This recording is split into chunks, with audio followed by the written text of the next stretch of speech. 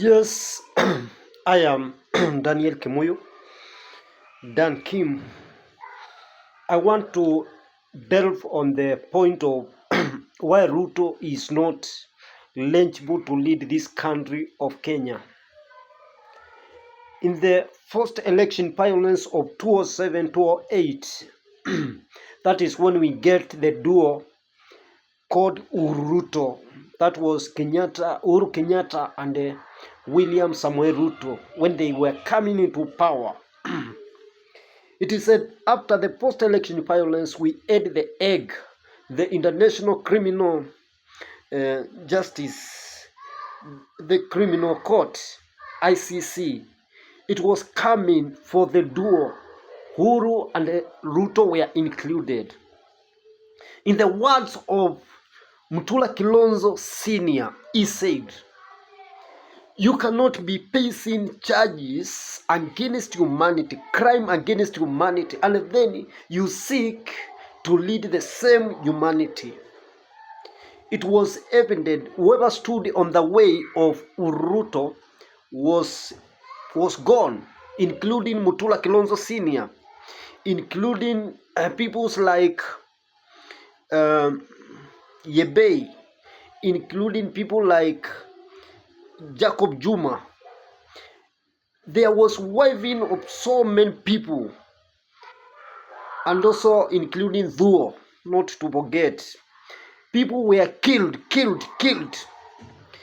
Then there was worry. These people, we are giving them all the power to become to have the power of the armed forces in their hands. If they can kill without the armed forces, what can they do if they get the command of the armed forces? How you know they succeeded? They became. We had Kenyatta 10 years of presidency. We never witnessed a lot of mayhem. There was peace, tranquility, because he even invited the opposition to share his government, to form a government of unit coalition. Kenyatta was vindicated on the statement that you cannot elect a person facing charges against crime, against humanity, to lead human beings. Then there came this Ruto. In less than 2 years, what we are witnessing is unspeakable. It's something that we cannot imagine. The Kenya is stooping too low. In disregard of the constitution, disregard of human rights, people are being dumped. Like of recent is the Mukuru Kwanjenga. People are being killed, dumped in the quarry.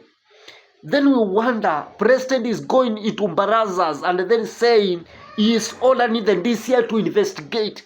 This reminds me Moi calling for the investigation of the killers of Robert Oko, when Oko was killed in the presence of Moi. We have a lot of pretense in this government, in this time. In African governance, we have a lot of pretense. We call for investigations which we already know the answers. It is underscoring the intelligence of this nation, National Intelligence Service, to mean people can be killed in hundreds and dumped in quarry in Nairobi City, yet the NIS have no information, they have no clue of what is happening. It is tragic. The government is proving to be more disastrous than Al-Shabaab on their own people. Ruto has to resign. Ruto brought a very foreign policy bill that was finance bill. It was rejected, but for it to get rejected, some people had to die. Ruto sacked the cabinet, but for him to sack the cabinet, some people had to die. For the first time in Kenya, we have the death at the parliament. The people being shot at the parliament in history of Kenya. It is happening under Ruto. This is a foreign presidency. Ruto has to resign as the only solution, because he is the cause of all this. All this bloodshed is in his hands. He has blood in his hands. He is the commander of the armed forces. Any weapon, any gun that is used by the armed forces, we take that unless he prosecutes those officers, and we see the rule of the law taking precedence. We assume he is the one authorizing, he is the one commanding them to do whatever they are doing. Ruto is not right to lead Kenya.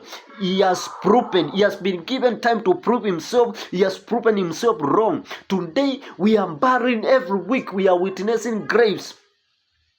Ruto, you have to know that every one of us has a date with the grave. We will go to the grave.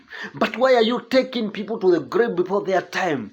Why are you enforcing? We can have a Kenya without government. We can have a leadership of the people. We can go to the African way where we never had president. If the presidency is to cause deaths of other people, humanity is the sovereign. The people are the sovereign of any nation. It is better we lack the parliament. It is never we don't have the state house, but we have the people.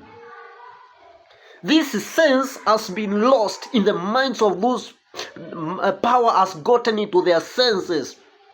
They think with the power, they think on what they can do to remain where they are, to make them strong, to kill other people. Ruto has failed, and Kenya is not going to hold unto the presidency of Ruto. It is a failed, and the writings on the wall, many tekel. Ruto resign.